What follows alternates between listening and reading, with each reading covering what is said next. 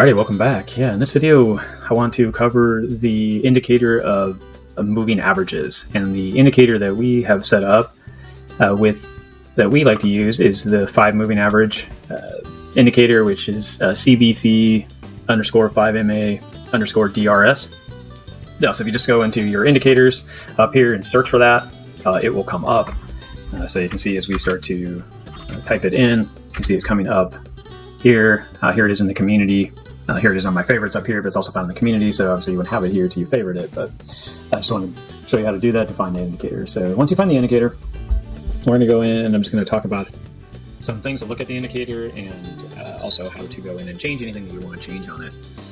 So you can, once you click on it, you can right click on it from there and go to settings. That's kind of how I prefer to show everything. But the other thing is you can just go up here to the indicator and click on settings as well. So let's go ahead and go to the first tab here, inputs. This is a 5 moving average indicator, so it defaults to the 21, 50, 80, 100, and 200. You can change this if you have a different strategy or you're watching different moving averages. This is a great indicator for that. Helps you out in that area where you can change these lengths to any time frame that you want.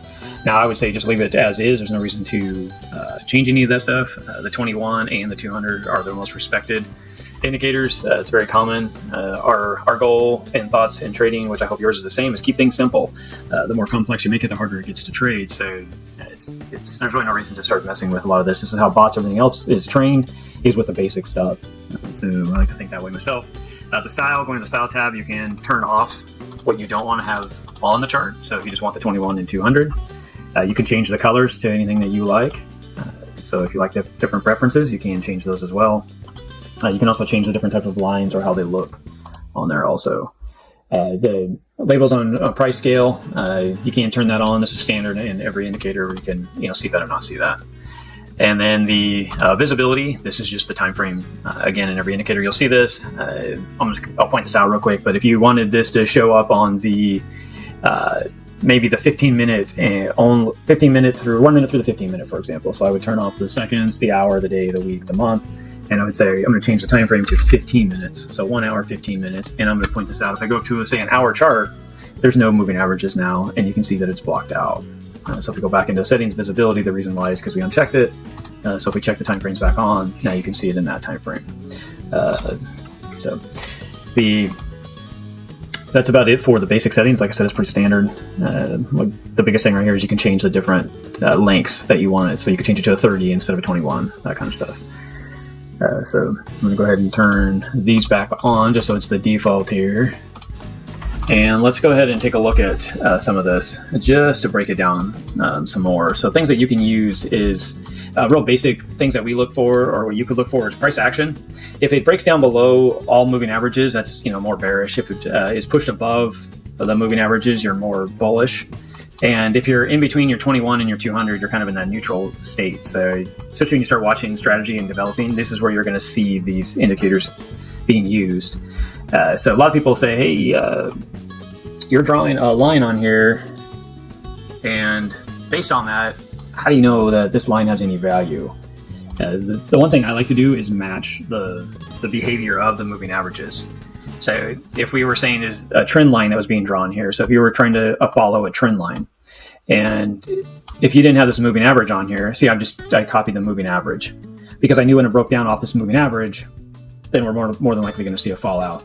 The same thing, you could turn around and you could draw another line here, and I'm just connecting the bodies of the candles. Whatever you decide to go with, it's up to you.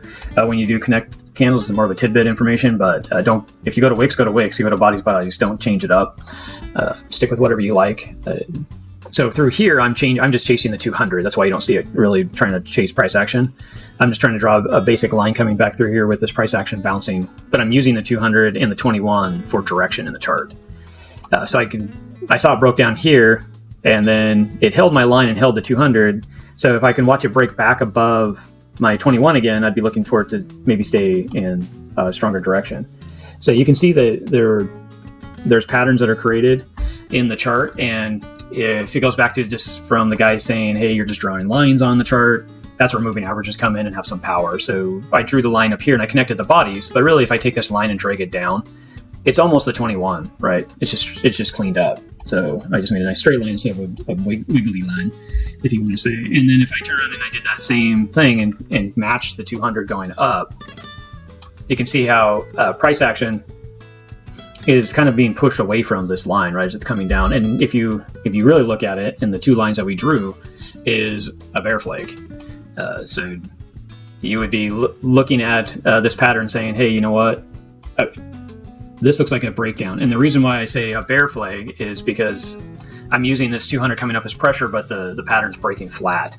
So I'm using this 200 pattern coming up and the 21 coming down, then it's going to squeeze price and probably shove it down based on behavior. So if that's a trading strategy that you like, you can just wait for these to transition out, and you could build a trade off of them. Use higher different points for strength for a stop. As it broke it down through the pattern here, you could get in, and then that typically starts to break down in the pattern. So just for simplicity, that's one way to look at these. If you just keep it clean and use the lines and watch the moving averages with drawing your patterns, you can create the patterns you need to create that have a reason to be on there. So that's basically it for the moving average indicator. Just want to point some things out with how to set it up, how to use it, and then some basic strategies that you can use. Again, if you watch our daily recap videos and some of our other stuff that we're working on that will be coming out, and different strategies, you'll see this indicator being used quite a bit because it gives clear direction because it's using math to figure out moving averages across the chart, and it does show you chart behavior and direction. So thank you very much. We'll see you next video.